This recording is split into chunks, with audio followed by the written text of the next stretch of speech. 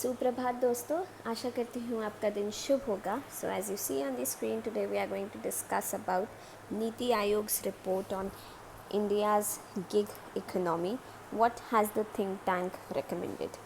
Okay, so the things that we are going to discuss is what is gig economy, Niti Aayog's observation, what were the recommendations made by the Aayog, what are the lack of benefits for the gig workers, how big is the workforce engaged in the big economy, and why recommendations of Niti Aayog are significant.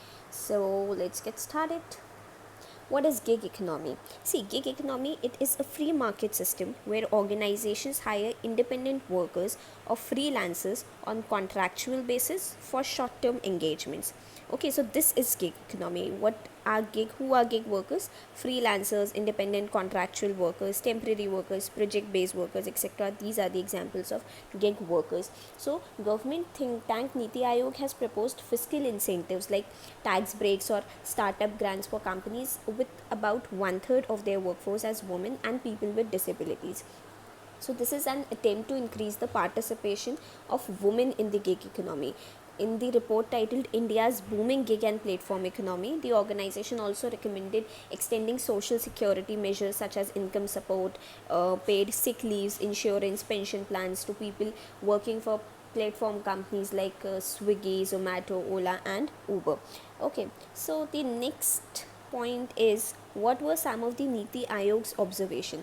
So the organization in its report noted that female labor force participation in India, it has remained low, oscillating between 16% to 23% in the last few years. Similarly, persons with disabilities who make up for 2.11 to 10% of the India's population, they have a labor force participation of rate of 36%. So structural barriers like access to education, lack of skilling have hindered participation of the two demographic groups in the country's labor force. Okay. Also, based on the survey conducted across the urban centers of India, the report also said that women are more likely to take up platform jobs after their education and marriage. Okay, so what are Niti Aayog's recommendations for gig economy? So Niti Aayog has said that fiscal incentives such as tax breaks or startup grants may be provided for businesses that provide livelihood opportunities where women constitute a substantial portion, say around 30% of their workforce. Likewise, a platform with high accessibility of or higher degree of participations of PWDs may be rewarded with fiscal incentives. Apart from incentivizing platforms that focus on recruiting women workers, the report recommended that the businesses have higher share of women managers and supervisors in an organization to ensure that communication to workers does not perpetuate the gender stereotypes. Okay, and the report, it also recommended firm adopt policies that offer old age or retirement plans and benefits and other insurance cover for contingencies such as inquiry arising from work that may lead to loss of employment and income. Such plans and policies may be uniquely designed by a firm in partnership with insurance companies, or it could be designed and offered in collaboration with the government.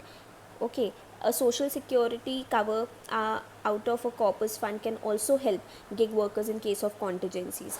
Okay, so the next thing that comes is what are the lack of benefits. See, gig workers, they are typically hired by companies on contractual basis and they are not considered employees, so they do not receive some of the benefits that on roll staff does. So how big is the workforce engaged in the gig economy? Niti Aayog, it estimated that more than 7.5 million workers, they were engaged in gig economy in 2020 and 2021. This could grow to 23.5 million workers in the next 8 years, making up for 4.1% of the total livelihood in India, which is large. According to report, at present 47% of gig workers is in medium skilled jobs, about 22% in high skilled, and about 31% in the low skilled jobs. So the largest share is 47% in the gig work. So gig workers can be broadly classified into platform and non-platform worker. As in the starting of the video, I told you what are gig workers. Now they can be classified into into platforms and non-platform workers. Platform workers are those whose work is based on online software apps or digital platforms, while non-platform gig workers are generally casual wage laborers working part-time or full-time. Okay, so why are NITI Aayog's recommendations significant?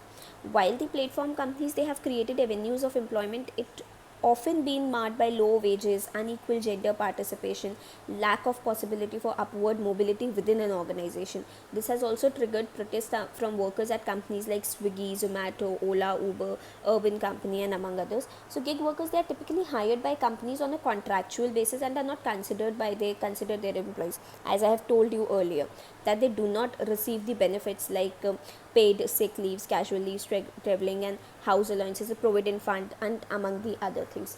So that is why the recommendations of NITI Aayog, they become significant, because it is throwing light on how is the gig economy and how are the gig workers doing. So that's it for the day. I hope you understood the report and what exactly is gig economy and gig workers. So bye bye, take care, have a nice day.